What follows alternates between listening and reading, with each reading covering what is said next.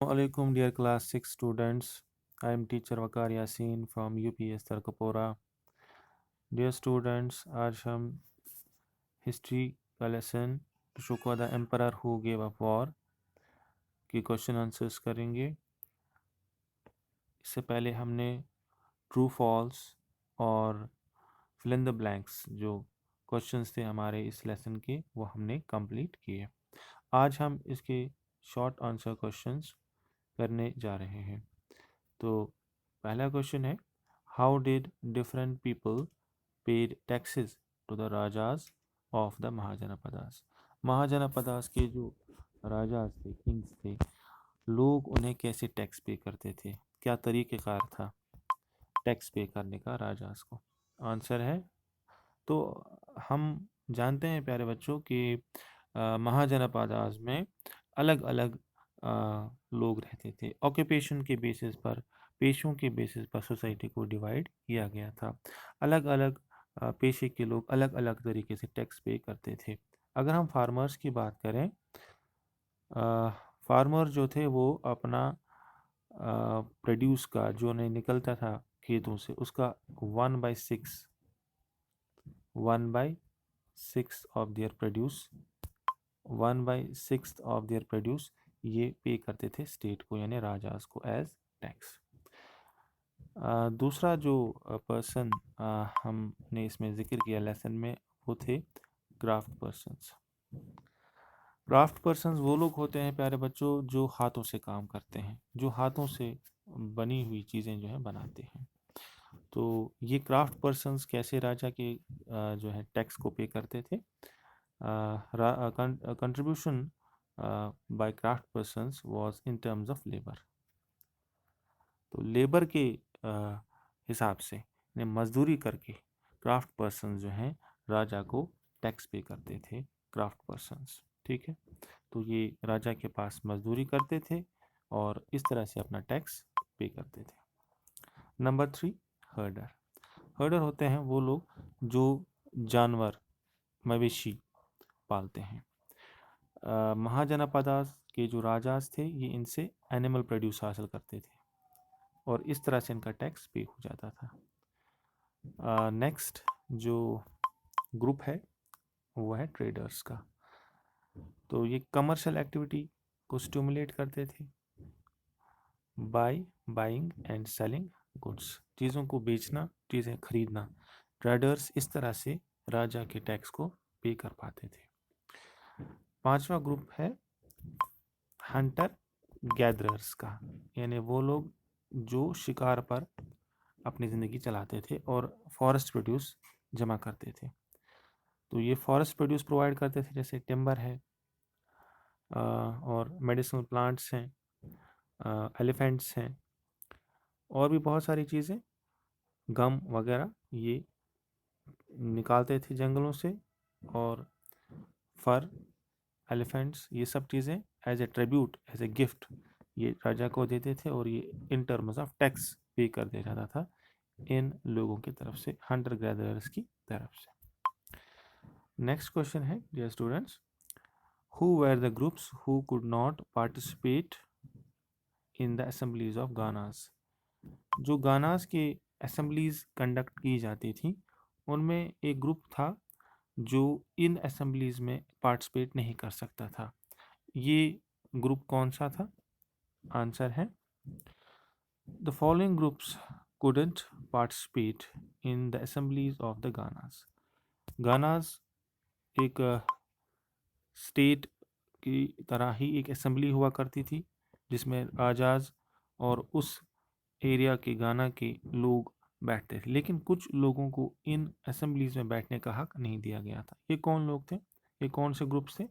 First group था women's का, औरतें इसमें शामिल नहीं हो सकती थी। नंबर 2, दासाज द स्लेव्स, यानी जो स्लेव्स थी, किसी की गुलाम या किसी के गुलाम, मेल एंड फीमेल्स, तो वो इन असेंबलीज में पार्टिसिपेट नहीं कर सकते थे। Part 3 is kammakaras the landless labourers. Kammakaras यानी वो लोग जो दूसरों की ज़मीन पर काम करते हैं, जिनके पास खुद ज़मीन नहीं है, लैंडलेस लेबरर्स जिन्हें हम कहते हैं। तो ये 3 ग्रुप्स थे जो इन गानाज में पार्टिसिपेट इन असेंबलीज में नहीं कर पाते थे और नहीं कर सकते थे, इनको इजाज़त नहीं थी। तो इसका आंसर है। नेक्स्ट क्वेश्चन पे आते हैं। Why did the rajas of mahajanapadas build forts? जो राजाज थे, जो महाजनपदास पे रूल करते थे, वो फोर्ट्स क्यों बनाते थे, किले क्यों बनाते थे, तामीर क्यों करवाते थे किले? तो इसका आंसर है the rajas of mahajanapadas built forts in order to defend their capital city from attacks by other rajas. It is also probable that they wanted to show how rich and powerful they were by building large and powerful walls. The more practical reason could be that it was easier to govern fortified cities. तो इसके तीन reason हैं। Answer से हमें तीन reason पता चलते हैं कि क्यों महाजनपदास के जो राजाज थे, किंग्स थे, वो क्यों फोर्ट्स तामीर करवाते थे, किले क्यों बनवाते थे। पहली वजह है, जो महाजनपदास के राजाज थे वो इसलिए फोर्ट्स तामीर करवाते थे ताकि वो अपनी सिटी को, खासकर अपनी कैपिटल सिटी को, बाकी किंग्स से, इनके अटैक्स से बचा सकें। बाकी जो किंग्स थे अलग अलग स्टेट्स के, महाजनपदास के, वो अटैक कर सकते थे। तो इस वजह से महाजनपदास में जो राजा रूल करते थे वो फोर्ट्स तामीर करवाते थे, किले बनवाते थे। दूसरा प्रोबेबल रीज़न हो सकता है कि ये भी दिखाने के लिए बनाते थे अपने किले, ताकि ये दिखा सके कि हम कितने रिच और ताकतवर हैं। इसके साथ साथ ये, इससे भी एक पावरफुल और प्रैक्टिकल रीज़न ये हो सकता है, जो थर्ड रीज़न बनता है फोर्ट्स बनाने का, तो ये रीज़न है कि ये अपने फोर्टिफाइड सिटीज़ को, जिनके आसपास ये बड़ी बड़ी वॉल्स, बड़े बड़े दीवारें, पावरफुल वॉल्स बनाते थे, ताकि आराम से इनको चला सकें, गवर्न कर सकें, रूल कर सकें इन सिटीज़ को। तो ये तीन रीज़न है क्यों महाजनपदास के जो राजाज थे वो फोर्ट्स यानी किले बनवाते थे। तो नेक्स्ट क्वेश्चन है, in what ways are present day elections different from the ways in which rulers were chosen in janapadas? तो क्वेश्चन हमसे ये पूछ रहा है प्यारे बच्चों कि प्रेजेंट डे के जो इलेक्शंस हैं, जो हम आज करते हैं, वो डिफरेंट कैसे हैं उन इलेक्शंस से जो जनपदास के रूलर्स, जो जनपदास के जो रूलर्स हैं उनके इलेक्शन से कैसे डिफरेंट है। तो हम इसका आंसर देते हैं। इन Janapadas men became rajas by performing Ashwamedha sacrifice. The rajas who led the Ashwamedha horse passed through their lands meant that they accepted the supremacy of the Raja who wanted to perform the sacrifice.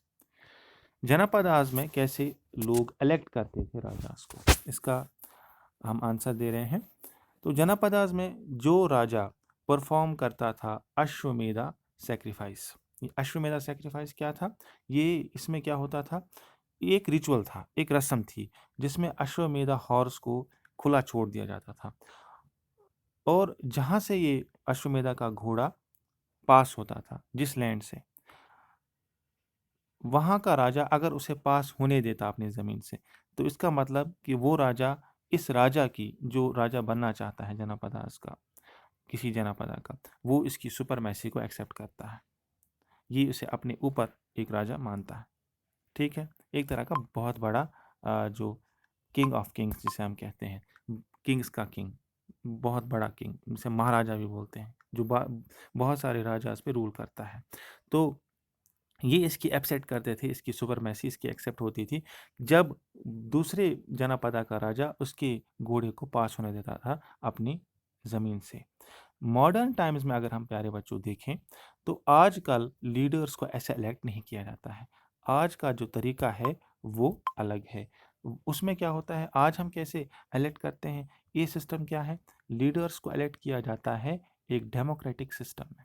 In modern times, आप लिखेंगे answer, in modern times leaders are elected through a democratic system. Every citizen who is 18 years और older has a right to cast his her vote. तो आज के system में, आज के democratic system में लोगों को के पास हक है कि वो वोट दे सकें, डाल सकते हैं, और जो भी लीडर इलेक्ट होना चाहे उसे चुनाव में उतरना होगा। इसके लिए वोट डालने के लिए 18 साल या इससे ज़्यादा की उम्र होनी चाहिए, ये ज़रूरी है हमारे कॉन्स्टिट्यूशन के हिसाब से। उसके बाद जिस लीडर को इलेक्शन में उतरना है वो उतरेगा और लोग उसे वोट करेंगे, वो इलेक्ट हो जाएगा।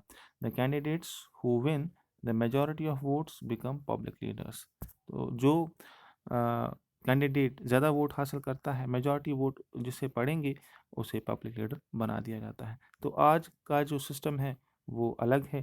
जनपदाज में जो सिस्टम था वो रिचुअलिस्टिक था, उसमें एक तरह की कस्टम थी, हाँ, रस्म थी कि एक राजा एक अश्वमेधा घोड़े को खुला छोड़ता था और जिस दूसरे बादशाहों के ज़मीन से ये पास होता था, अगर उसे पास होने देते थे तो वो राजा इस राजा की जो ये अश्वमेधा हॉर्स को खुला छोड़ता था, इसकी सुपरमेसी को एक्सेप्ट करते हैं, इसको किंग ऑफ किंग्स मानते हैं, महाराजा मानते हैं, और ये इस तरह से जनपद का किंग बन जाता था। लेकिन आज ऐसा नहीं है।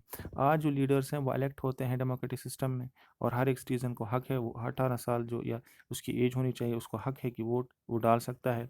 और जिस कैंडिडेट को इलेक्शन में जो उतरा उसको मेजॉरिटी ऑफ वोट जब मिलते हैं तो पब्लिक लीडर बन जाता है, वो एक स्टेट का एमएलए बनता है, एक स्टेट का एमपी बनता है।